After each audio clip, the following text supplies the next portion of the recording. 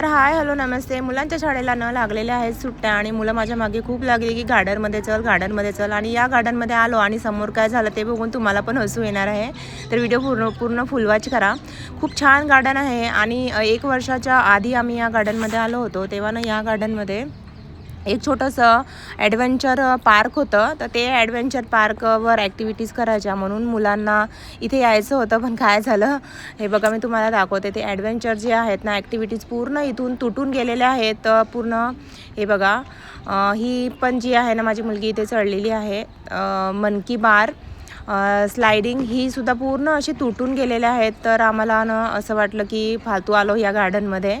तर फक्त छोट्या मुलांसाठी ना म्हणजे 5 वर्षाच्या मुलांसाठी ज्या असतात ना असलं छोट्या स्लायडिंग म्हणा किंवा झुले म्हणा तेच यामध्ये होतं. तर मुलांनी तिथेच थोडंफार एन्जॉय केलेलं होतं. तर हे बघा मुलं इथे खेळत आहेत. पण भरपूर ऊन आहे तरी आम्ही सकाळी 8 वाजताच निघालो. विचार केला होता की 7 वाजता निघायचं, पण मुलांना झोपूनच उठली नाहीत. कारण आता उन्हाळ्याच्या सुट्ट्या लागल्या तर थोडं एन्जॉय करायचं म्हणून झोपल्या. आणि कधी ना मुलांसोबत लहान व्हायलासुद्धा छान वाटतं. तर थोडं मी सुद्धा झुलून घेतलं इथे. आणि हे बघा, हे जे आहे ना जिमचं जे ॲक्टिव्हिटी आहेत त्यासुद्धा पूर्ण अशा तुटल्या आहेत. गार्डनमध्ये आता काही राहिलंच नाही खेळण्यासारखी मजा.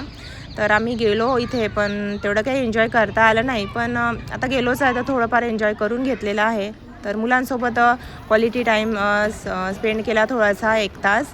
कारण हे दिवस ना मैत्रिणींनो एकदा गेले ना की येत नाही. आपले जगभरातले कामं म्हणा किंवा मोबाईल म्हणा, मधले कामं म्हणा हे तर राहून जातात. पण मुलांसोबत घालवलेले हे क्षण ना पुन्हा आयुष्यामध्ये येत नाही. कारण मुलं एकदा मोठे झाले ना की मग छोटे होत नाही. त्यांना त्यांची लाईफ असते. मग पॅरेंट्ससोबत कमी आणि मग फ्रेंड्ससोबत जास्त वेळ घालवतात. तर म्हटलं चला मुलांसोबत थोडा क्वालिटी टाईम स्पेंड करण्यासाठी आणि हे क्षण कॅमेऱ्यामध्ये कॅप्चर करण्यासाठी मी व्हिडिओ बनवलेला आहे. हे बघा, माझा मुलगा इथे आरामात झोपलेला आहे आणि मी म्हटलं त्याला खेळत नाही का, तर मग तो म्हटला हो खेळतो.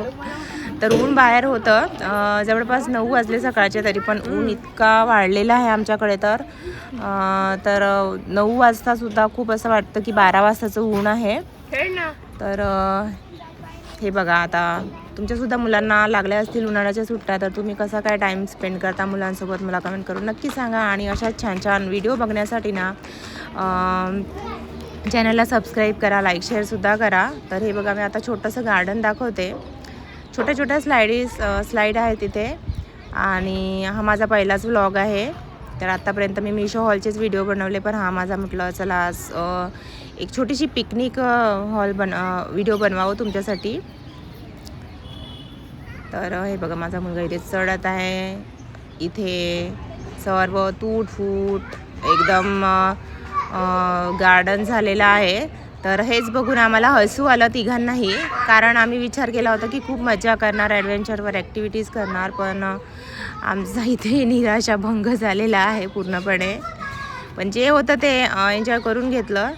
आणि चला म्हटलं आता 10 वाजलेले आहेत. 1 तास खेळून झालेला आहे आणि 10 वाजले आणि ऊनसुद्धा खूप वाढलेलं आहे. चला म्हटलं आता घरी जावं. आणि घरी जाता आम्ही उसाचा रससुद्धा पिला, पण ती शूटिंग घेतलेली नाही. तर व्हिडिओ इथेच थांबवते. आणि प्लीज व्हिडिओला लाईक शेअर करा. आणि अशा छान फॅमिली